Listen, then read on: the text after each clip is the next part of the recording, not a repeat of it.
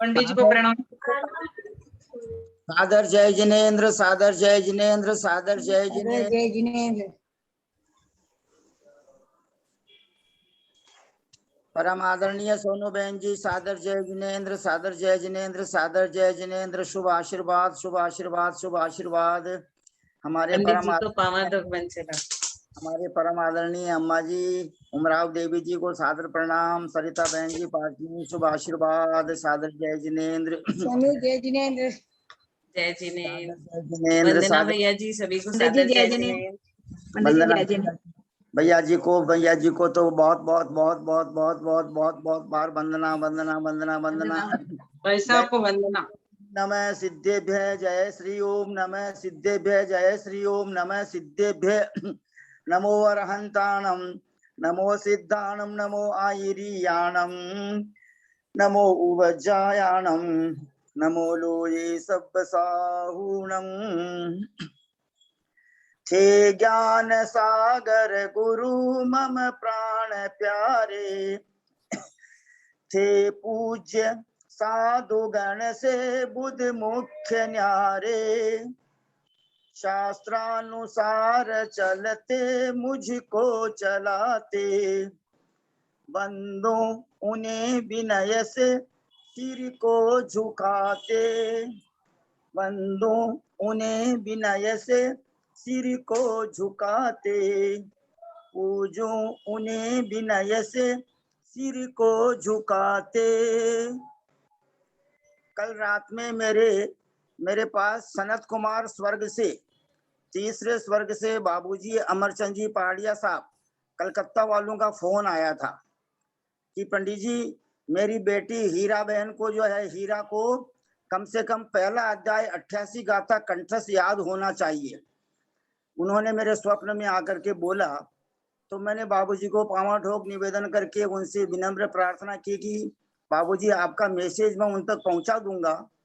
अब वो 88 गाथा महीना, 2 महीना, 3 महीना, 4 महीना में कब तक याद करती हैं कंठस्थ प्राकृत की गाथा। तो इस बहाने जितने भी भाई बहन उपस्थित हैं, हीरा जी पांड्या के, हाँ कोशिश करूंगी पंडित साहब, आपकी आज्ञा का पालन करने की कोशिश करूंगी। नहीं बाबूजी अमरचंद जी पहाड़िया साहब मेरे को बहुत प्यार करते थे। 1985 में बड़े मंदिर में हम साथ पूजा करते थे, तो उनका आदेश आया है। अब आप उसको कब तक फॉलो करोगे आपके ऊपर डिपेंड करता है। और इसी प्रकार जो भी इस बात को सुन रहे हैं, हमारे सरिता बहन जी, सोनू बहन जी, फर्स्ट लेसन ऑफ कॉमर्सार कर्मकांड सबको लर्न करना है, कंठस्थ याद करना है, ये मेरा आपसे रिक्वेस्ट है। और इस ग्रुप में विराजमान हमारे जितने भी वयोवृद्ध, ज्ञान वृद्ध, अनुभव वृद्ध और तपोवृद्ध जितने भी संरक्षक महानुभाव हैं, उनमें अभी मेरे को परम आदरणीय नेमीचंद जी बाबूजी साहब जयपुर वाले उनके दर्शन हो रहे हैं। हम उनको बहुत बहुत विनय पूर्वक सादर प्रणाम, सादर चरण स्पर्श, सादर पांव ढोक, सादर जय जिनेन्द्र निवेदन करते हैं। और हम सभी भाई बहन हाथ जोड़कर बड़े विनय के साथ में उनके गुणों में अनुरक्त होकर, और वैसा 5वां मतलब हमको भी अतिशीघ्र 5वां गुण स्थान प्राप्त हो जाए, अप्रत्याख्यानावरणीय कषाय का अभाव हो जाए, हम अनुव्रती बन जाएं, हम प्रतिमाधारी बन जाएं, इस अभिलाषा से परम आदरणीय हमारे धर्म के गुरु, हमारे शिक्षा गुरु, हमको मोक्ष मार्ग में बड़े वात्सल्य के साथ आगे बढ़ाने वाले परम आदरणीय भैया जी श्रीमान ब्रह्मचारी जी, केसी जैन जी, सीए कोलकाता निवासी के श्री चरण कमलों में हम सब भाई बहन बहुत विनय पूर्वक सादर चरण स्पर्श, सादर प्रणाम, सादर पावाडोक, सादर वंदना निवेदन करके उनसे विनम्र प्रार्थना करते हैं कि आप अपनी मंगलवाणी प्रारंभ करने की कृपा करें, मंगलाचरण और श्रुत भक्ति और आचार्य भक्ति हमको सुनाने की कृपा करें, और गौमरसार कर्मकांड में आगे का विषय पढ़ाने की कृपा करें। प्लीज भैया जी साहब को हम सब भाई बहन बोलेंगे एक बार हाथ जोड़कर, सादर वंदना, सादर वंदना, सादर वंदना, सादर वंदना, सादर वंदना भैया जी, सादर वंदना, सादर वंदना, सादर ललिता वंदना, भाभी को प्रणाम, सभी बड़ों को भैया जी सादर सादर वंदना, सादर वंदना, जय जिनेन्द्र। और ये भैया तो जी बहुत सादर वंदना, सादर वंदना भाई सब वंदना वंदना वंदना, सभी बड़े जनों को चरण स्पर्श, सबको सादर जय जिनेन्द्र। और ये तो बहुत ही खुशी की बात है कि हमको जिनागम का वेरी वंडरफुल रहस्य समझाने वाली परम आदरणीय हमारी गुरु माँ ललिता बहन जी साहब भी जो है पधार चुकी हैं। उनके श्री चरण कमलों में भी हम सब भाई बहन बड़े विनय के साथ में कि जैसा ज्ञान का क्षोभशम आप में हुआ है वैसा का वैसा हम सब में अतिशीघ्र प्रकट हो जाए और हम सबको जो भाव वासना हो जाए, क्योंकि भाव वासना शब्द का प्रयोग आप बहुत बार करते हैं, इसलिए वैसा भाव वासना हम सबको अतिशीघ्र हो जाए। इस अभिलाषा से हम परम आदरणीय गुरु मां ललिता बहन जी साहब के सादर चरण स्पर्श, सादर प्रणाम, सादर पावनों और सादर जय जिनेन्द्र निवेदन करते हैं। ललिता भाभी को दो और सादर परम चरण स्पर्श दीदी, वंदे तद्गुण लब्ध है। आपको आपके जैसे गुणों की प्राप्ति हमें भी हो। इस क्या बात है, क्या बात है, क्या क्या आपने जो वाक्य बोला है, वंदे तद्गुण लब्धे, वह बहुत अच्छा। उमा स्वामी को याद किया। हम भैया जी साहब से विनम्र प्रार्थना कर रहे हैं कि प्लीज आप जो है अपनी मंगलवाणी प्रारंभ करने की कृपा करें।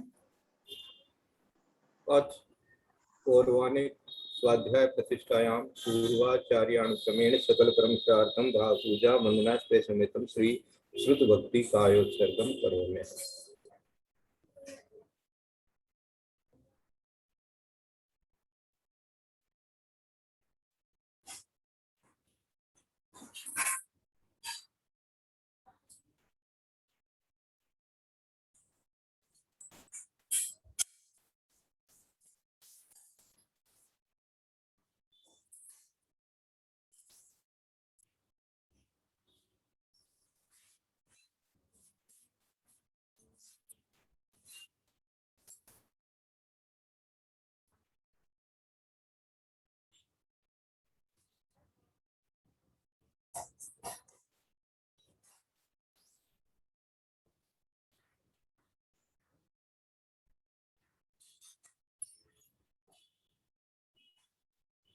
ओम नमः सिद्धेभ्यो, ओम नमः सिद्धेभ्यो, ओम नमः सिद्धेभ्यो। ओकारं बिंदु संयुक्तं नित्यं ध्यायन्ति योगिनः कामदं मोक्षदं चैव ओंकाराय नमो नमः। विरजसप्तकमोद प्रक्षालित सकल भूतल कलंकामय विरूपा सिद्धीर्था सरस्वती हरति नः भूतम् अज्ञानतिमिरान्धानां ज्ञानाञ्जनशलाकया चक्षुरुन्मीलितं येन तस्मै श्रीगुरुवे नमः। श्री परम गुरुवे नमः। परम्पराचार्य श्री गुरुवे नमः। सकल कलुष्मिन्वंशकं श्रेषां परिवर्तकं धर्म संबंधकं भवेद्दीमनः प्रतिबोधकारकं पुण्य प्रकाशकं पापनाशनम् इदं शास्त्रं श्री कोमलसार कर्मकांड नामधेयम् अस्य मूल ग्रंथ कर्तारः श्री सर्वज्ञ देवा तदुत्तर ग्रंथ कर्तारः श्री गणधर देवा प्रतिगणधर देवा तेषां वचोनुसार आचार्य नेमि चंद्र सिद्धांत चक्रवर्ती देवेन विष्टम मंगलम भगवान वीरो मंगलम गोत्नो गणी मंगलम कुंद कुंदाजु जैन धर्मोक्ष मंगलम सर्व मंगल मांगल्यम सर्व कल्याण कारकम प्रधानम सर्व धर्माणां जैनम जयति साधनम सर्वे श्रोतारः सावधान प्रयासनंतु कोटि शतम द्वादश चैव कोटि लक्षानि शीतिस्त्रैधिकानि चैव पंचाशदशोऽस्य सहस्र संख्या में तत्सुतं पंचपदं नमामि। हरहंत भासी अथम गणहर देवीहिं गंतियं सम्मं प्रणमामि भक्ति जुक्तो सुदनान भो वै शिक्षा इच्छा मंते शुद्ध भक्ति का औषधो को तत्कालोक्यम सम्मण अंगो अंग पहने पौडे परियमी सुदपडमाणी ओग वगै चूलिया चेव सुतत्ते छुतम कहट साणि कानम अक्षमी पूज्यमी वंदामी नमस्कामी दुखतो कमतो कोइलाओ सुगई गमनम समामरणम जनगुण संपत्ति हो अथ पौर्वाणिक स्वाध्याय प्रतिष्ठायां पूर्वाचार्यानुक्रमेण सकल कर्मचार्थं भाव पूजा वंदनास्ते समेतं श्री आचार्य भक्ति कायोत्सर्गं करोमि।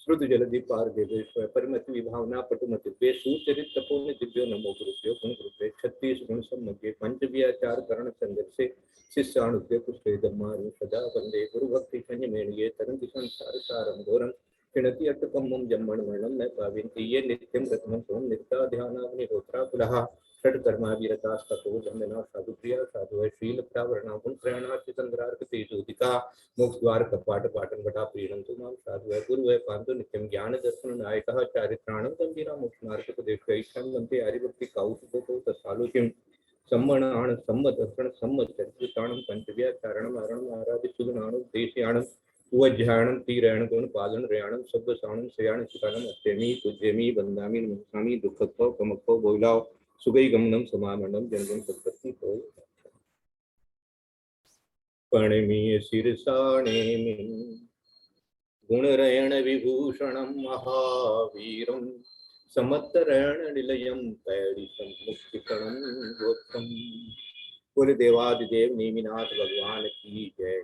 कुल देवादिदेव महावीर भगवान की जय। कुल आचार्य कुंद स्वामी महाराज की जय। कुल आचार्य नेमीचंद्र सिद्धांत चक्रवर्ती महाराज की जय। कुल आचार्य गुरुवर विद्यासागर महाराज की जय। कुल आचार्य गुरुवर वर्धमान सागर महाराज की जय। कुल हारिका आदिमती माता की जय।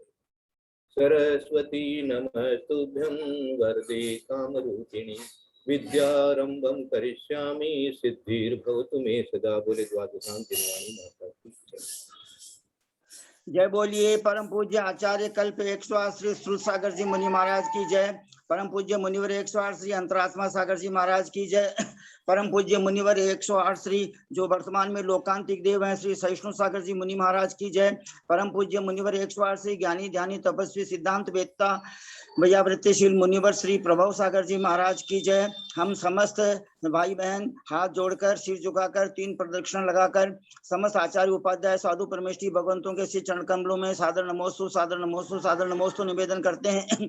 समस्त आर्यका माता जी के श्री चरण कमलों में सादर बंदामी सादर बंदामी सादर बंदामी। समस्त एरक जी महाराज समस्त छुल्लक जी महाराज समस्त छुल्लिका जी माता जी के श्री चरण कमलों में सादर इच्छामी सादर इच्छामी सादर इच्छामी।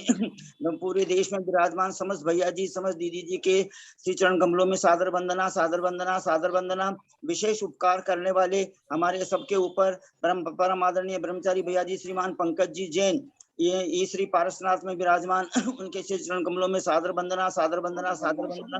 प्रत्यक्ष हमको अपनी मधुर वाणी से और बहुत ही बड़े प्यार से सरल भाषा में मोक्ष मार्ग में आगे बढ़ाने वाले व्रतों को भी प्रदान करने वाले अनेक प्रकार के नियम दिलाने वाले स्वयं चारित्र रथ पर आरूढ़ ऐसे परम आदरणीय ब्रह्मचारी भैया जी श्रीमान केसी जैन साहब सीए के चरण कमलों में सादर वंदना सादर वंदना सादर वंदना सादर वंदना। एक बार सभी भाई बहन पुनः सादर वंदना शब्द का उच्चारण करने की कृपा करें प्लीज। उसके बाद में स्वाध्याय प्रारंभ होगा। वंदना भाई साहब वंदना भाई साहब वंदना भाई साहब वंदना सभी बड़ों से सादर प्रणाम सभी से जय जिने। वंदना भाई साहब वंदना भाई साहब वंदना वंदना वंदना। सबके लिए बहुत बहुत आशीर्वाद है। सबके लिए मंगल आशीर्वाद है। क्षाय क्षमत्तु भवतु पापम क्षयतु दर्शन विशुद्धिर्भवतु धन वृद्धिर्भवतु। और आज का जो स्वाध्याय है वो स्वाध्याय बहुत ही सूक्ष्म है। थोड़ा सा उपयोग को स्थिर करना पड़ेगा। और ललिता दीदी से भी निवेदन करूंगा कि इसको भी थोड़ा सा और वो भी समझाएंगी, क्योंकि ये विषय जो है ये थोड़ा सा कर्म की प्रकृतियों के विषय से हटकर के है और इसको जल्दी से हर एक व्यक्ति ठीक से नहीं समझ पाता या नहीं समझा पाता है। और तीसरी बात यह है कि ये हमारे शरीर से संबंधित भी है कि शरीर का आत्मा से कैसे जो अलगाव होता है तो कैसे कैसे होता है, तो उसको द्रव्य की अपेक्षा से अपन जो कर्म में द्रव्य नाम स्थापना द्रव्य और भाव ये 4 प्रकार से जो समझ रहे हैं, तो नाम की अपेक्षा से तो समझ लेना बहुत सरल है। किसी भी चीज का नाम अपन रख देते हैं, तो ये जो कर्म है इनका अपन ने नाम कर्म रखा है। कोई अन्य नाम रखे तो रखे, लेकिन इसी प्रकार से एक ये नाम रखा, ये नाम निक्षेप की अपेक्षा से ये कथन बना। अब उसके बाद में स्थापना की अपेक्षा से कथन बना, वो भी कल अपन ने पढ़ा।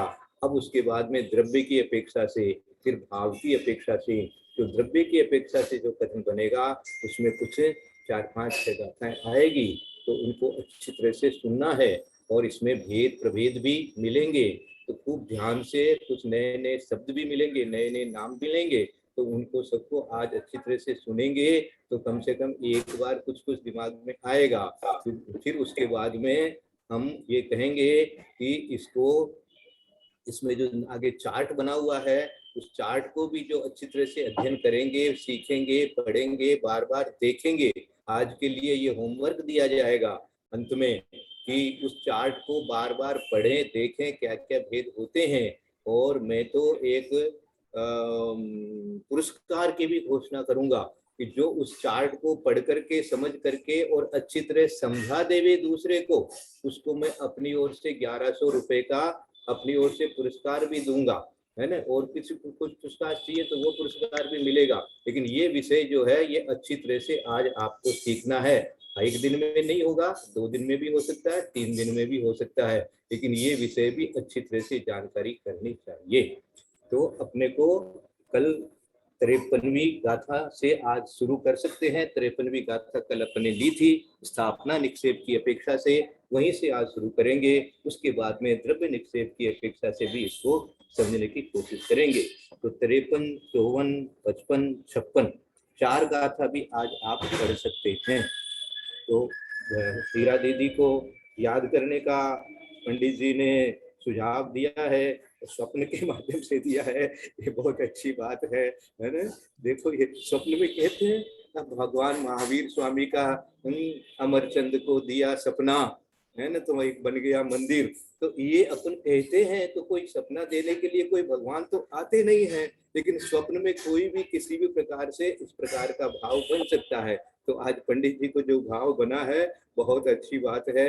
और हीरा दीदी तो हमेशा इसके अंदर में पूरी डूबी हुई है, इसलिए बहुत लगन से ये सीख रहे हैं, तो उनके लिए बहुत है।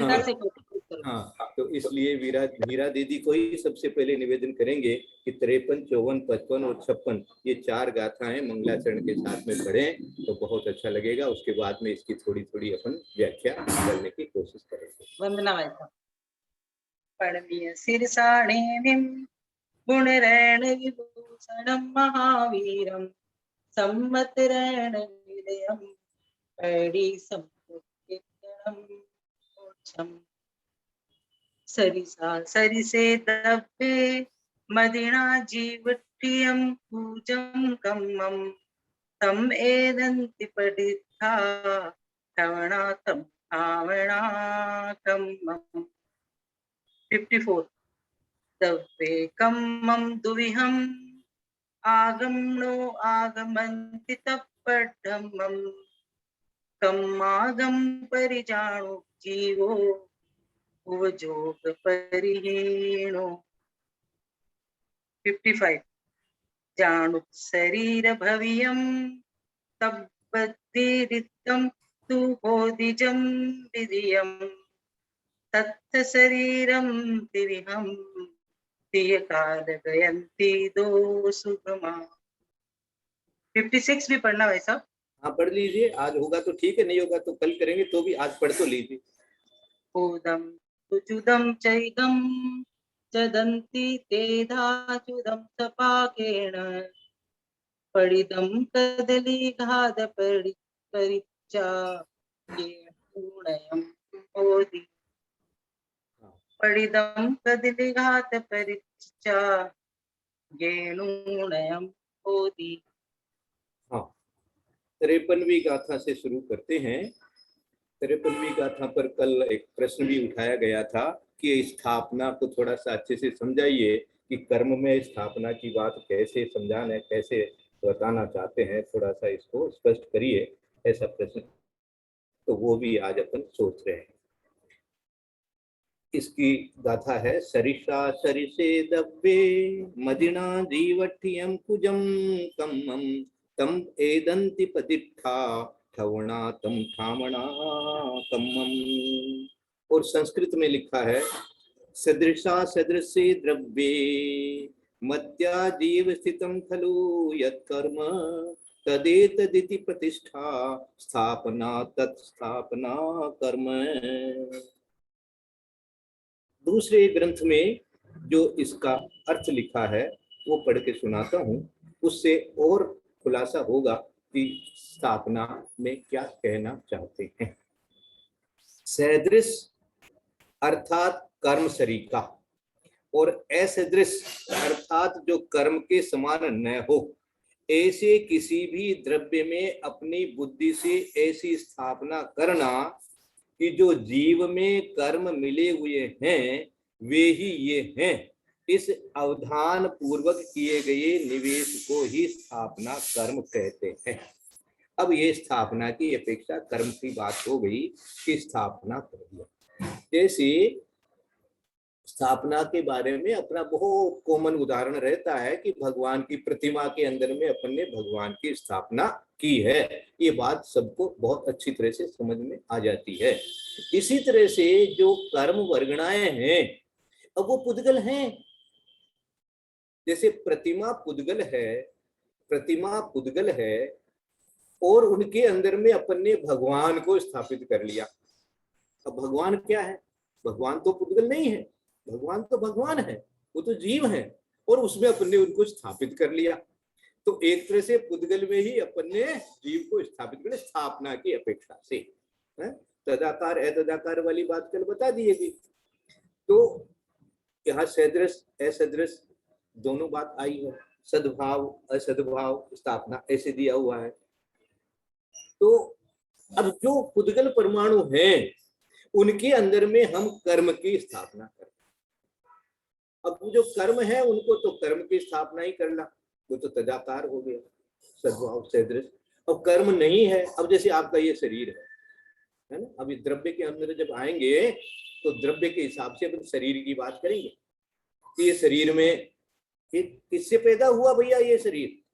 बोले ये शरीर तो कर्म से ही पैदा हुआ है। आत्मा तो कर्म से पैदा होती नहीं है, लेकिन आत्मा में है ये बात पहले हम पढ़ चुके हैं। और अब वो स्थापना की अपेक्षा से भाई कहाँ स्थापित किया? उस पुद्गल वर्गणा में अपन ने कर्म को स्थापित किया है। मानी कर्म उसमें हम जान रहे हैं कि यहाँ ये कर्म है, ये कर्म है, ऐसा कर्म है, और ये शरीर भी जो बना है ये कर्म से ही बना है। तो इस प्रकार से ये स्थापना निक्षेप का थोड़ा सा और मैंने खुलासा आज किया है। और भी एकदम बढ़िया से खुलासा हो गया। अच्छी बात है। तो ये देखो, अब वापस पढ़ लेते हैं इसी को, इसी का अर्थ जो आपके सामने है कि हाँ तदाकार कैसे हुआ? फिर तदाकार तो हो गया, ये अपन कर्म को उसी रूप में समझ रहे हैं। तदाकार कर्म में शरीर किससे बना? पुद्गल वर्गणाओं से, कर्म वर्गणाओं कर्मों से ही बना है ना, तो इसी में तो अपन ने स्थापित कर लिया कर्म को। तो तदाकार हो गया ना, अतदाकार हो गया, ये अतदाकार हो गया।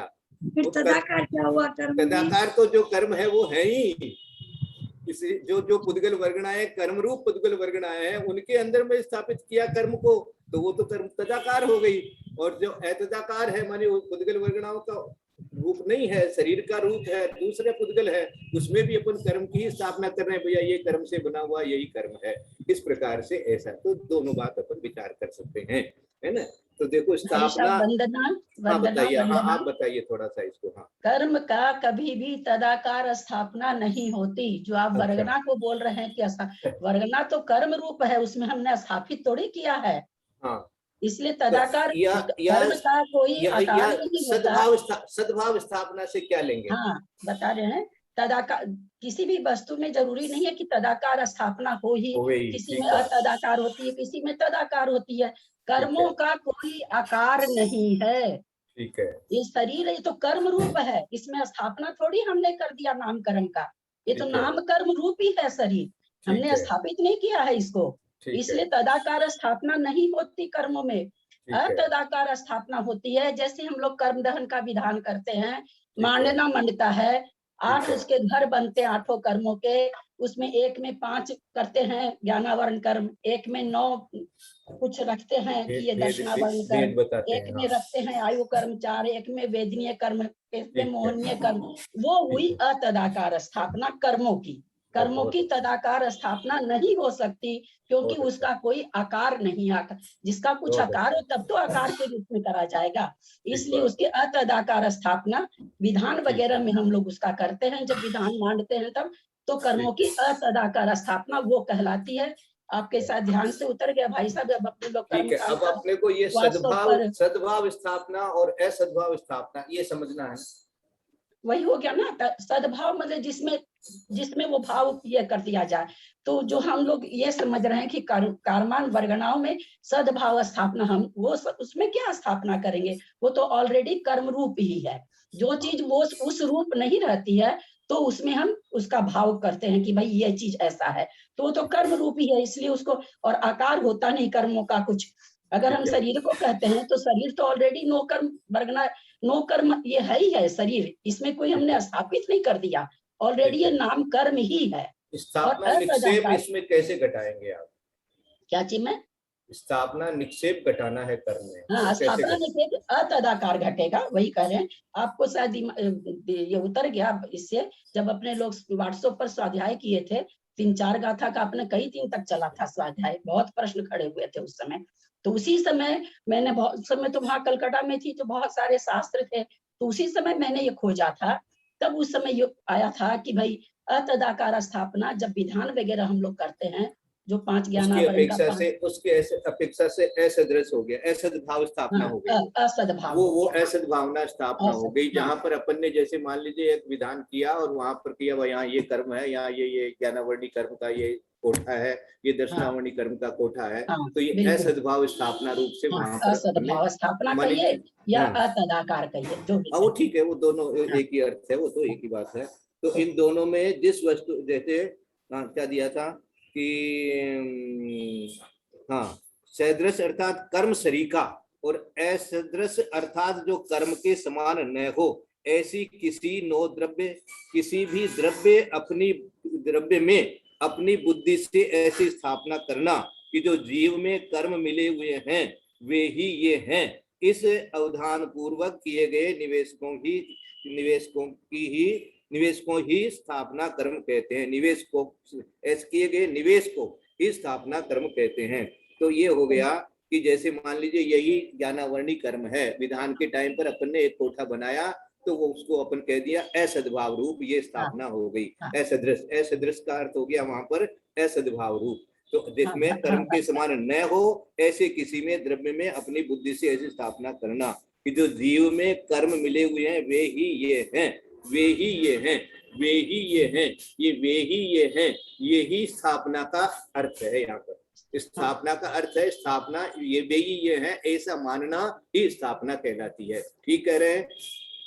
हाँ हाँ भाई साहब, हाँ, ये वह ये है या यही वह है, दोनों शब्दावली ऐसी है। तो मानना, तो अब इसमें सद्भाव रूप, सदृश रूप क्या हुआ? असदृश तो चलो ये मांडला के मान ले अपन ने समझ लिया। अब सदृश रूप क्या हुआ? सदृश रूप से जो जैसा है उसको उसी रूप से माना गया है, मानी उसी में स्थापना मानी गई है, ऐसा कहेंगे? नहीं भाई सब स्थापना इसमें घटेगी नहीं ना, कर्म का कोई आकार नहीं होता। और जैसे मान लीजिए नाम कर्म का आकार तो सिद्ध भगवान का भी नहीं है, और एक अपेक्षा से आकार है भी, लेकिन फिर भी सिद्ध को भी अपने स्थापित कर लेते हैं। तो उसमें स्थापित कर लिए कि भाई वो सारे आत्म प्रदेश उसी आकार से रहते हैं, तो हमने उसका आकार बना दिया, तो वहां तो हम लोग स्थापना कर दिए। आकार नहीं होते हुए भी अंतिम शरीर के आकार में वो हैं, पर कर्म का ऐसा कोई आकार नहीं है कि हम कह दे भाई ज्ञानावर्णी का तो ऐसा आकार है, दर्शनावर्णी का ऐसा आकार है, कोई भी आकार नहीं है कर्मों का। और जो हम कर्म में अगर घटाएंगे सद्भाव, तो कर्म तो जैसे आज शरीर है हमारा, तो ऑलरेडी नाम कर्म ही है, इसमें हमको नाम कर्म स्थापित नहीं करना पड़ा। औदारिक शरीर है ये, औदारिक नाम कर्म है ये, तो इसमें हमको औदारिक नाम कर्म स्थापित नहीं करना। ये तो ऑलरेडी स्थापित कब करते हैं? जब वो चीज उसमें नहीं होती है तो हम उसमें स्थापना करते हैं। जैसे प्रतिमा में, हम प्रतिमा चूंकि भगवान नहीं है, उसमें भगवान की हम स्थापना करते हैं, तो इसलिए कर्मों का कोई आकार नहीं होता, इसलिए तदाकार बोल के हम स्थापना कुछ नहीं कर सकते। तो सद्भाव स्थापना भेद क्यों बनाया?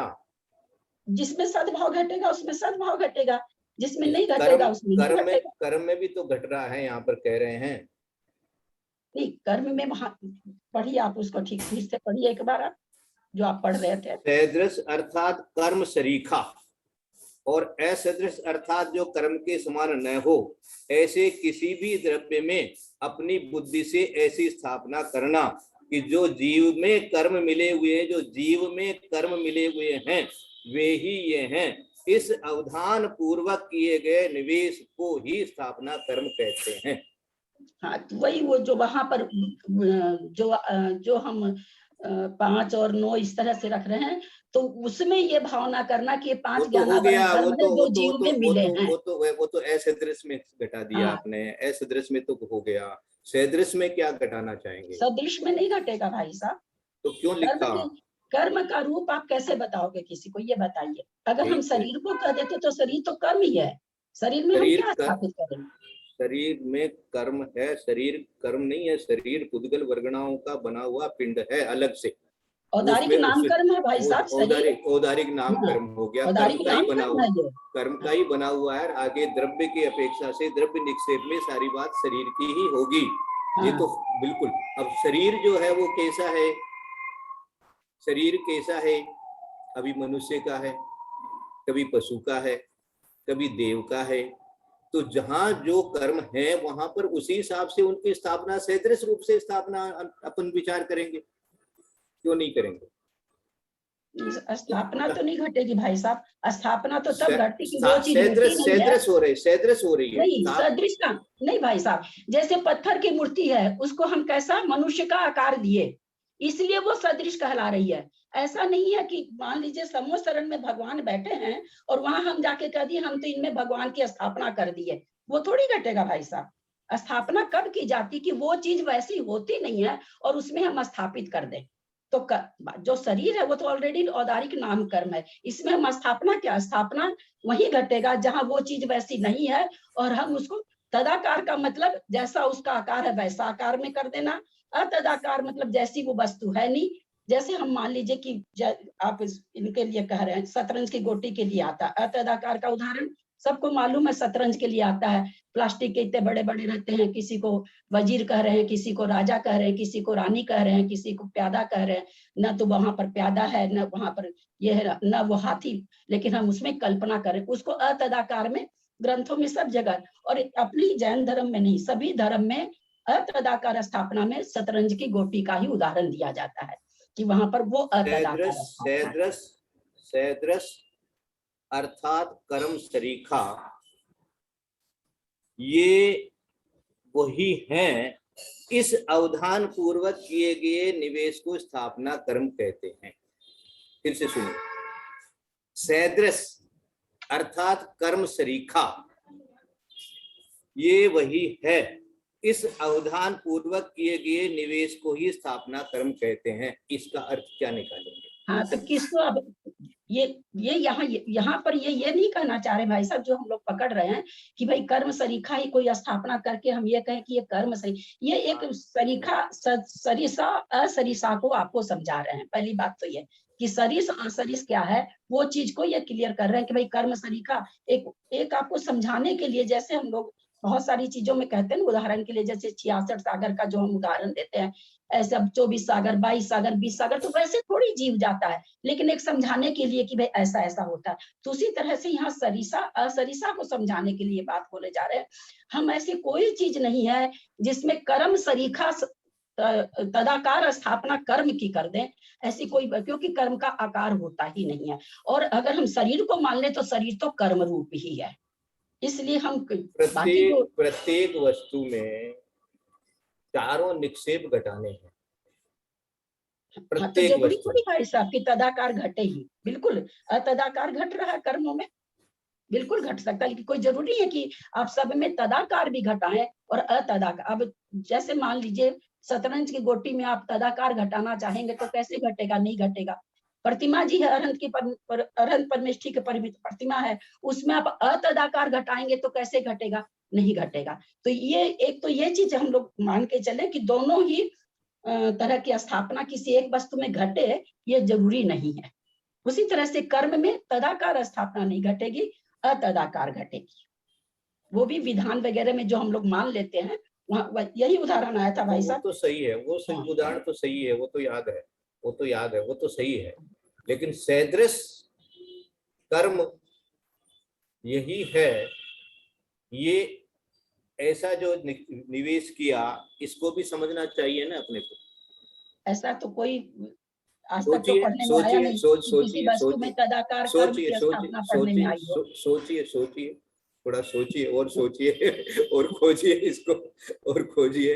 कोई इस समय अपने लोग का ये सब्जेक्ट हाँ, बहुत लंबा चला था। याद आ गया, मुझे याद आ गया आपने जितना इसको फिर खोजिए, इसमें कुछ और रहस्य मिल सकता है अपने को। रहस्य तो इसमें है ही है। इसको और खोजना चाहिए, क्योंकि सैदृश स्थापना कर्म की अपेक्षा से कथन बना रहे हैं, तो कोई न कोई इसमें आशय है, ऐसा विचार अपन ला सकते हैं। इसलिए थोड़ा और चिंतन अच्छी तरह से गहराई से करेंगे तो कोई रहस्य निकल सकता है। तो ये हो गया अपने को स्थापना के बारे में। अब थोड़ा आगे बढ़ जाते हैं द्रव्य निक्षेप की अपेक्षा से आगे वाले गाथा में। दब्बे कम्मम दुविहम आगमनो आगमन्ति तप्पाढ़मम कम्मागम परिजाणु गजीवो उवजोग परिहीणो। ये गाथा, ये थोड़ी सी आपको अच्छी तरह से याद करनी पड़ेगी, अच्छी तरह से समझनी पड़ेगी। ये द्रव्य निक्षेप की बात कर रहे हैं। संस्कृत कह रहे हैं दब्बे कर्म द्विविध मागम नो आगम इति तत्प्रथमम कर्मागम परिज्ञायक जीव उपयोग परिहीनः। द्रव्य निक्षेप रूप कर्म दो प्रकार है, एक आगम द्रव्य कर्म, दूसरा नो आगम द्रव्य कर्म। इन दोनों में जो कर्म का स्वरूप कहने वाला, शास्त्र का जानने वाला, परंतु वर्तमान काल में उस शास्त्र में उपयोग या ध्यान नहीं रखने वाला जीव है, वह पहला आगम द्रव्य कर्म है। इसमें क्या लिखा है वो भी पढ़ते हैं। द्रव्य निक्षेप के आगम द्रव्य कर्म और नो आगम द्रव्य कर्म, ये दो भेद हो गए। अब द्रव्य निक्षेप की अपेक्षा से द्रव्य निक्षेप कर्म के आगम द्रव्य कर्म और नो आगम द्रव्य कर्म। अब इसमें आगम द्रव्य कर्म किसको कहना और नो आगम द्रव्य कर्म किसको कहना? ये नो आगम कर्म द्रव्य तो निक्षेप अगली गाथा में आएगा, या आगम द्रव्य कर्म आ रहा। जो कर्म रूप शास्त्र को जानने वाला तो है। अब ये कौन है जानने वाला? जानने वाला तो जीव है। और जीव किसको जान रहा है? जान रहा है कर्म को जान रहा है। कर्म को जान रहा है, इसलिए वो ही द्रव्य निक्षेप। द्रव्य कौन है? मानी वो जो जीव है जो कर्म को जान रहा है, यहाँ उसी को द्रव्य कह रहे हैं। क्या कह रहे हैं? देखो, द्रव्य निक्षेप कर्म के दो भेद हो जाएंगे, एक आगम द्रव्य कर्म और दूसरा नो आगम। तो जो कर्म रूप शास्त्र को जानने वाला तो है, किंतु वर्तमान में उस शास्त्र में उपयोग नहीं रखता, वह जीव आगम द्रव्य कर्म निक्षेप है। और नो आगम द्रव्य जो है उसके तो तीन भेद बताएंगे आगे जाकर के। वो गाथा भी आज ही पढ़ते हैं और उसके बाद में उसका अर्थ समझते हैं। फिर उसके बाद में आगम द्रव्य कर्म और नो आगम द्रव्य कर्म दोनों को और अच्छी तरह से समझा देते हैं। नो आगम द्रव्य आगे की गाथा में 55 की गाथा में दिया है, जाणुग शरीर भवियम तब्बदिरित्तम तु होदिजम विदियम तत्थ शरीरम तिविहम तिय काल गयंति दो सुगमा। संस्कृत में लिखा है, ज्ञायक शरीरम भावी तद व्यतिरिक्तम तु भावति तद द्वितीयम तत्र शरीरम त्रिविधम त्रैकाल गतमिति द्वे सुगमे।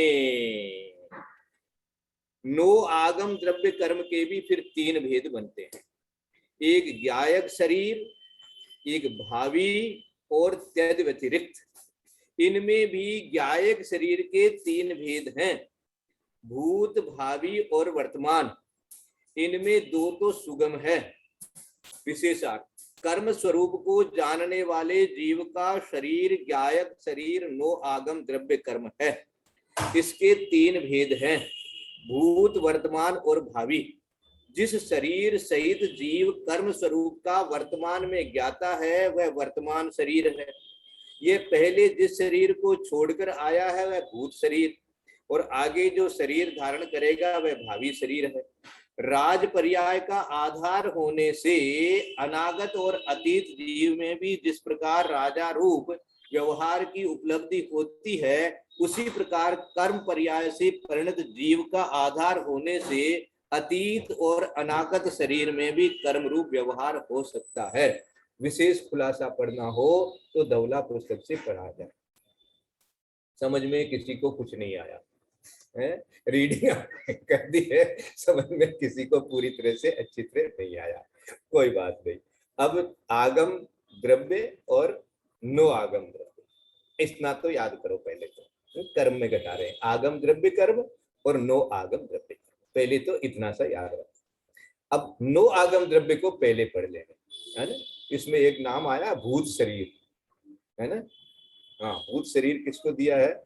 जो पहले का शरीर जो था, ठीक है ना, यही भूत है। ये भूत क्या होता है? कहते भूत पहले के शरीर को जिसको छोड़ दिया उसका नाम तो भूत शरीर हो ही गया।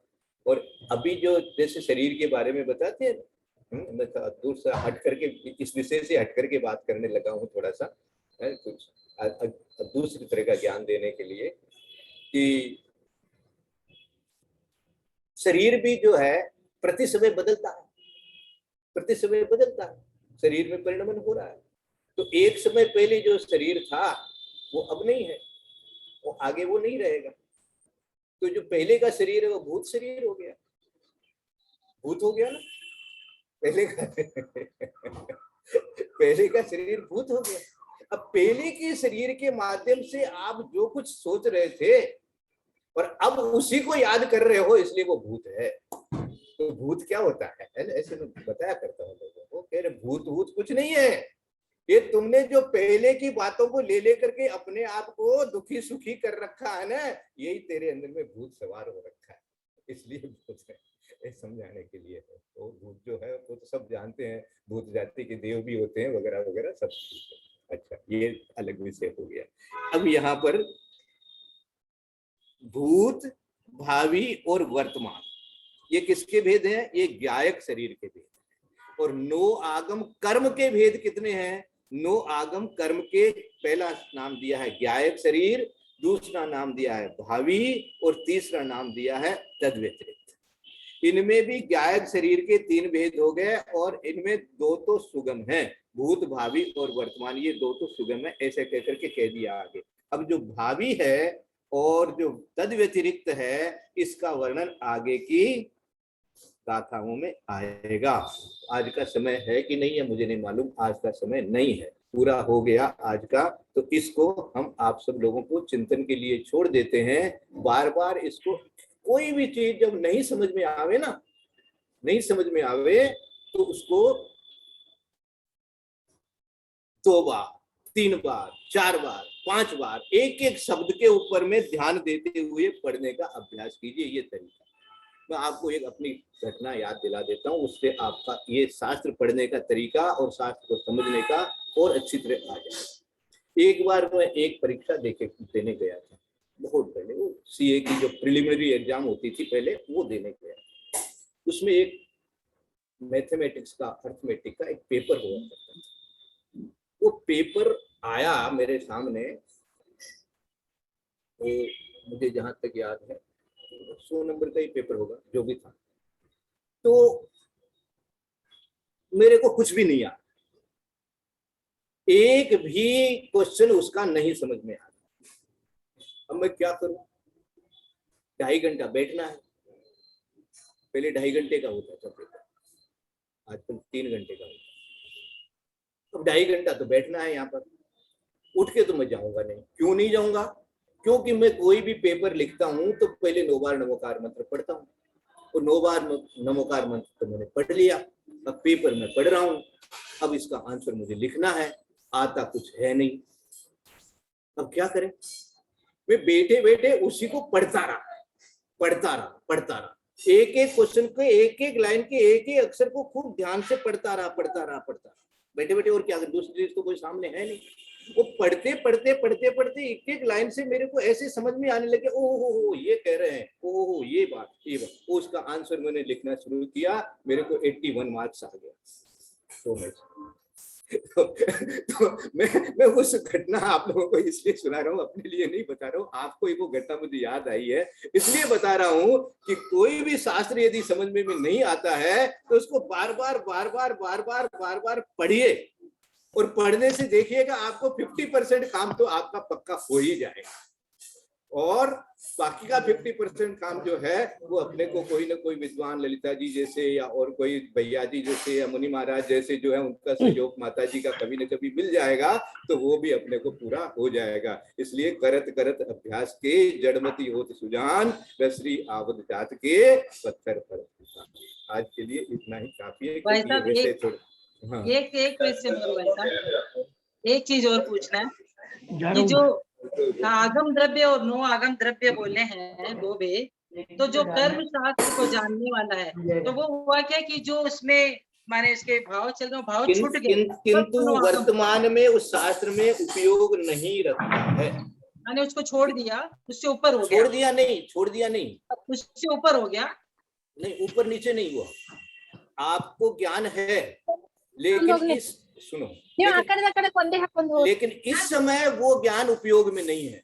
अब जैसे 9 बज गई ना, करीब करीब 9:45 बज गई मान लो, तो आपके ज्ञान में क्या चल रहा है? अब भोजन बनाना है, भोजन खाना है, ये करना है, वो करना है, तो इस समय आपके अब क्या हो गया, वो वर्तमान में उपयोग में नहीं है। तो जो तो जो कर्मशास्त्र जो जानते तो रहे हैं आप, कर्मशास्त्र को जान तो रहे हैं, इसलिए आप क्या है, आप आगम द्रव्य कर्म है, लेकिन वर्तमान में उसमें उपयोग नहीं चल रहा है, वर्तमान में उपयोग नहीं चल रहा, इसलिए आप आगम द्रव्य कर्म है।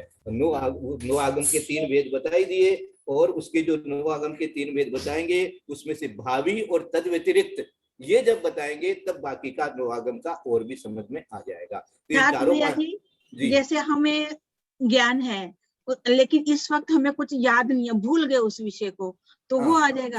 हाँ बिल्कुल बिल्कुल बिल्कुल, तो ये यही चीज बता रहे हैं। इसको अपन चारों गाथा एक साथ जब पढ़ेंगे कल और लेंगे विषय को अच्छी तरह से, और रविवार को टाइम मिल जाए, कल हो सकता है मेरे को कुछ दूसरा काम भी है, किसी ने फोन किया है उसमें जाना पड़ सकता है, तो कल हो सकता है समय कम मिले, या परसों अपन ले लेंगे, परसों भी हो सकता है मेरे को जोका जाना पड़ जाए, 2 दिन का व्यवधान भी पड़ सकता है, लेकिन फिर भी कोशिश करेंगे इसकी कंटिन्यूटी रखने के लिए, चाहे सोमवार को हो चाहे से कल परसों में हो, जो भी होगा कोशिश करेंगे इन चारों पांचों गाथाओं को एक साथ पढ़ करके फिर जब वापस रिवीजन करेंगे शुरू से, तब अपने को ये समझ में आएगा, फिर आगे का जो चार्ट बना हुआ है वो भी इससे समझेंगे। इसको अपन छोड़ेंगे नहीं, याद रखिएगा, चाहे 5 दिन लगे, चाहे 7 दिन लगे, चाहे 10 दिन लगे, ये विषय सबको अच्छी तरह से मैं समझना है, समझना थोड़ा बहुत सूक्ष्म है, अच्छी तरह से समझाएंगे। अच्छा सर, अच्छा सर, हम इसको ऐसे समझ सकते हैं क्या, जिसमें इसमें लिखा जिस वस्तु की स्थापना की जाती है उसके आकार को धारण करने वाली वस्तु सद्भावना दिवस समझना चाहिए, ठीक है, और जिस वस्तु की स्थापना की जाती है उसके आकार रहित वस्तु से असद्भावना स्थापना, जैसे अपने किसी की वस्तु स्थापित की मनुष्य है तो उसको हम सद्भावना समझ लिए, और एक किसी चीज को रखते मान लिए कि ये मनुष्य है, एक उसकी आकृति दे कि वो मनुष्य है, और एक ऐसे कोई भी चीज रख के बोल दिए ये मनुष्य है, तो ये आकार रहित हो गया मनुष्य। लेकिन जो अभी ललिता दीदी जो बता रही थी कि यहाँ तो तदाकार वाली बात बनती ही नहीं है, सद्भावना स्थापना होता ही नहीं, इस चीज के ऊपर में चिंतन करना है। आप भी चिंतन कीजिए, दीदी को भी मैंने निवेदन किया है, चिंतन करेंगे, पंडित जी भी चिंतन करेंगे, और जगह भी देखेंगे, हम लोग भी चिंतन करेंगे कि सद्भाव रूप से स्थापना कर्म में घटती ही नहीं है, तो इसके ऊपर विचार करेंगे कि क्या है क्या नहीं है। ठीक है, यदर्थ मात्रा पदवाक्यहीनं मया प्रमादादधि किंचनोक्तं तन्मे क्षमित्वा विदधातु देवी सरस्वती केवल बोधलब्धि बोधि समाधि परिणाम शुद्धि।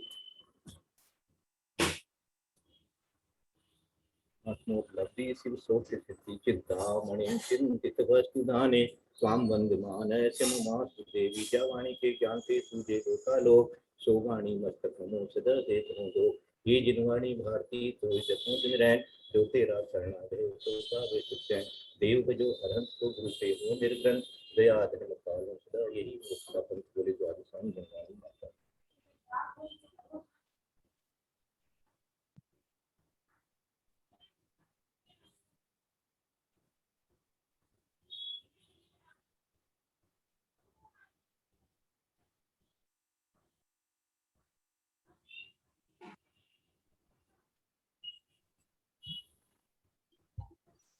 सभी को सादर जय जिनेन्द्र। मैं एक चीज सभी को बताना चाहती हूँ कि अपने भारतवर्ष में जितने भी प्रतिमाधारी व्यक्ति हैं, वो कोई दूसरे सिटी जाते हैं तो उनको खाने की व्यवस्था कहाँ कहाँ मिल सकती है, नहीं मिल सकती, उसकी एक लिस्ट तैयार कर रही हूँ कि बॉम्बे में कहाँ पे है, कलकत्ता में कहाँ पे है, दिल्ली में कहाँ पे है। तो आप सभी से सहयोग चाहिए, जिसके यहाँ पे जहां जहां प्रतिमाधारी के लिए खाने की व्यवस्था है, शुद्ध भोजन की व्यवस्था है, कुएं की जल की व्यवस्था है, वो मुझे पर्सनली डिटेल व्हाट्सएप करे और उसकी मैं एक लिस्ट बना रही हूँ और वो लिस्ट बना करके सारे प्रतिमाधारियों को शेयर करने वाली हूँ। और कुछ लोग ऐसे हैं जो प्रतिमा लेना चाहते हैं लेकिन इस डर से नहीं लेते कि बाहर जाएंगी तो खाने की व्यवस्था कैसी होगी, भोजन की व्यवस्था कैसी होगी। तो वो उनका डर निकालने के लिए, ताकि पूरे संपूर्ण भारतवर्ष में जहां जहां व्यवस्था है, सबको पता नहीं है, तो एक पंकज भैया जी ने क्लास ली थी जिसमें प्रतिमाधारी ही मोस्टली थे 100-150। तो वहां पे भी मैं ये अनुरोध करूंगी कि जहां जहां जिसके शहर में व्यवस्था है वो अपना नाम, नंबर और एड्रेस मुझे व्हाट्सएप करे और उसको एक कंपाइल करके एक लिस्ट बनाई जाएगी और फिर सबको शेयर की जाएगी ताकि सबको आराम रहे। कहीं पे भी कोई प्रतिमाधारी मंदिर जाते हैं तो उनको भोजन की व्यवस्था बढ़िया से हो जाए। जहाँ गुरुवर रहते हैं वहां तो कोई दिक्कत नहीं होती है, लेकिन जहाँ गुरुवर नहीं है वहां थोड़ा ढूंढना पड़ता है। तो इस कार्य के लिए आप सबके सहयोग चाहिए, प्लीज मुझे व्हाट्सएप करिए। कलकत्ता में तो हमारे घर पर है और जो मंदिर जी में है, इतना तो मैं बता देता हूँ। तो भैया जी के घर का एड्रेस राजहंस अपार्टमेंट कलकत्ता का मैं डाल देती हूँ। और मुंबई में मुझे जयंतीलाल साहब भाई जी वो भी है प्रतिमाधारी, उनका कर देती हूँ। तो सभी लोग अपना अपना जहाँ पे हो। हाँ, सुभाष जी हाथ उठा रहे हैं, वो व्यवस्था करेंगे लगता है। हाँ सोनू, बेंगलोर में अपने घर में व्यवस्था मिल जाएगी। देखिए कितना अच्छा हो गया। हाँ बिल्कुल, बेंगलोर में अपने यहाँ व्यवस्था होगी, प्रतिमाधारियों की कोई दिक्कत नहीं। तो प्लीज आप लोग सब अपना एड्रेस विद फोन नंबर, और जो भी व्यक्ति चाहेगा प्रतिमाधारी व्यक्ति, वो पहले से इन्फॉर्म कर देगा कि 4 दिन 5 दिन पहले से कि हम आने वाले हैं। इस तरह का एक बढ़िया सी सर्कुलेशन करेंगे मैसेज को। क्योंकि मैं एक दिन क्लास में किसी से डिस्कस कर रही थी तो मुझे लगा कि ये लोग डरते हैं बाहर कैसे जाएंगे उस चीज से। तो कभी कभी अब्रॉड में भी होता है कि व्यवस्था हो जाएगी, किसी का बेटा रहता है, बेटी रहती है, तो वो सारी लिस्ट देख के कुछ लोग ऐसे हैं जो प्रतिमा लेना चाहते हैं पर बाहर के डर से नहीं लेते। उसमें वृद्धि होगी और वो सारा पुण्य आप लोग को जाएगा जो जो अपना नाम, एड्रेस और व्यवस्था में करेंगे। जैसे कुसुम आंटी है, वो शुद्ध जल का पूरा अलग से करती हमारा नाम भी दे सकती है। हाँ, तो आप लोग सब मुझे मैसेज में अपना एड्रेस, फोन नंबर दीजिएगा। और इसके लिए मतलब बहुत उन लोग को दे सकते हो, पूरी व्यवस्था रहती है घर में। हाँ, आप सभी का एड्रेस मुझे व्हाट्सएप करना मेरे नंबर पे, फिर मैं उसकी लिस्ट बनाऊंगी बरसात का सारी। पानी इकट्ठा करके रखती हूँ मैं। बरसात के पानी से पूरी व्यवस्था घर आप में। कहाँ पे रहते हो सुमन दीदी, आप कहाँ पे रहते हो? हैदराबाद। देखिए, हैदराबाद, बेंगलोर, कलकत्ता, मुंबई, खड़े खड़े व्यवस्था हो गई सब सिटी पूरी की। व्यवस्था मिलेगी आपको, कोई चिंता नहीं है। मंदिर भी 5 किलोमीटर है मेरे घर से, हाँ, नहीं है, कोई चिंता नहीं है। मैं खुद लेके आऊंगी, जो भी आएंगे उनको खुद करूंगी मैं सबका।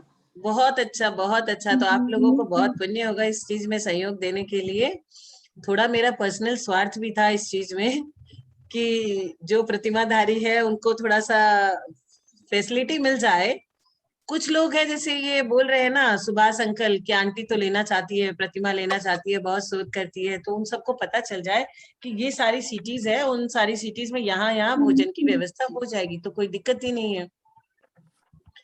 और अब्रॉड का भी कुछ लोग जाना चाहते हैं। ना बोल के मैं प्रतिमा अच्छे से दे नहीं रहे, कुएं का पानी है ना बोल के अच्छे से दे नहीं रहे, इसलिए कुएं का पानी का व्यवस्था नहीं बैठ रहा है बेंगलोर में, इससे थोड़ी परेशानी हो रही है। बैठेगा सुशीला आंटी, थोड़ा सा ढूंढना पड़ेगा आपको। समरसिल का वाटर जो है वो उसमें होता है ना, बरसात का इकट्ठा करना शुरू करिए। भी होता है ना, बोरिंग का पानी से हो रहा है तो थोड़ा मन में मतलब हिचक रहती है, इसलिए प्रतिमाधारी भी आएंगे तो ये तो मन में टेंशन नहीं है तो फट से बोल दिए।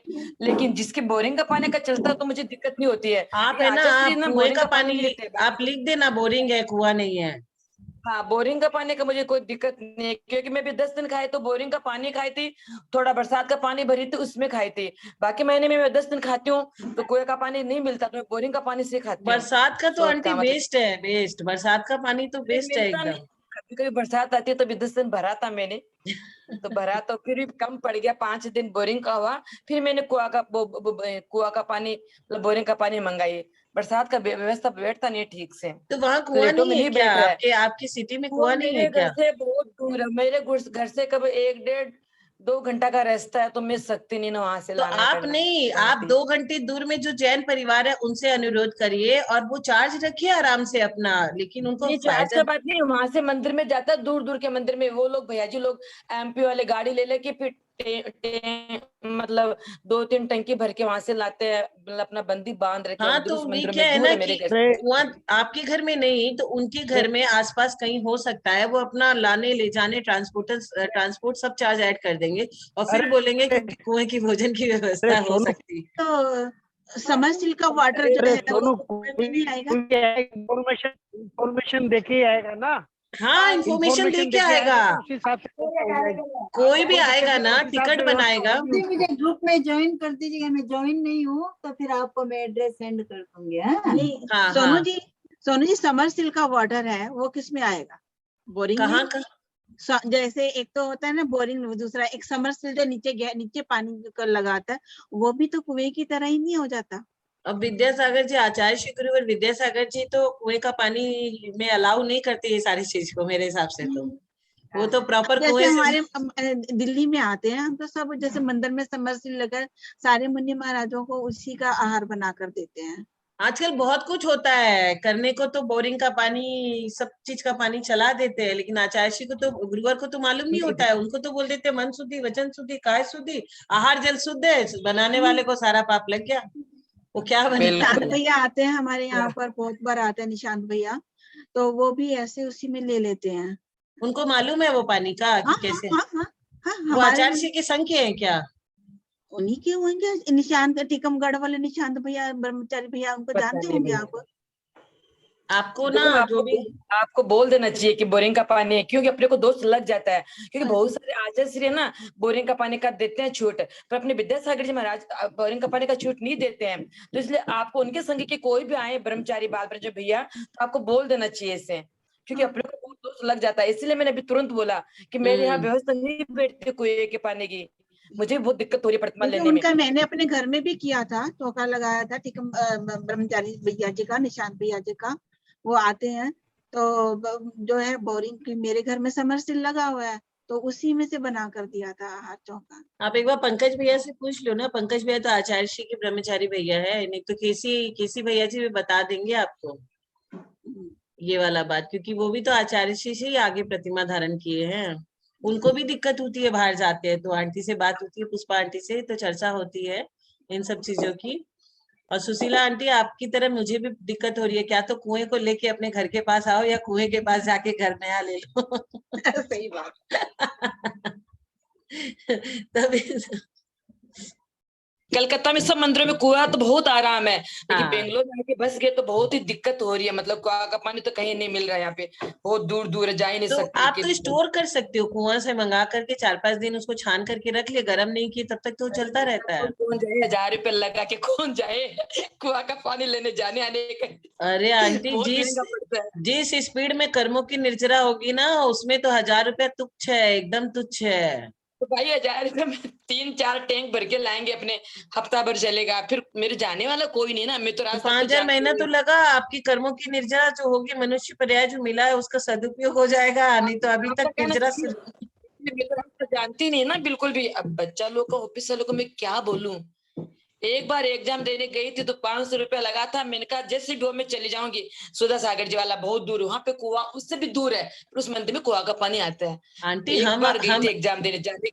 आंटी हम सुनिए, टॉलीगंज में मेरा डायमंड सिटी साउथ में रहते हैं, और सबसे बेस्ट कुएं का पानी कलकत्ता में बेलगचिया का है, तो हम बेलगचिया से पानी लेके आए, क्योंकि चौरंगी मंदिर का पानी इतना अच्छा नहीं है, सबसे बेस्ट है बेलगचिया का पानी।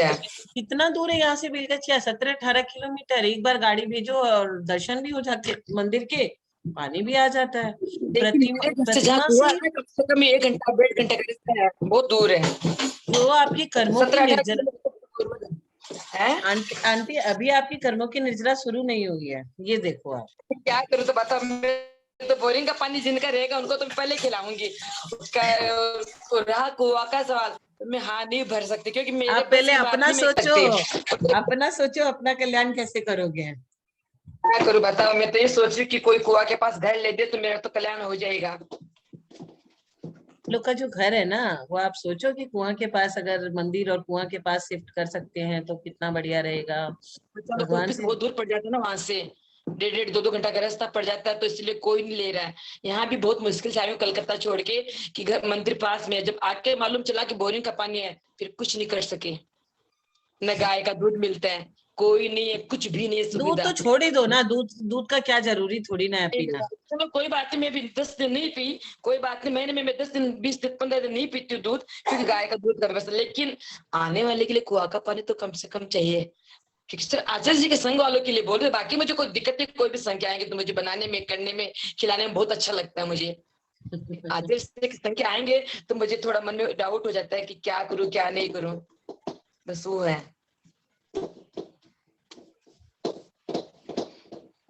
ठीक है, सभी को सादर जय जिनेंद्र। हाँ।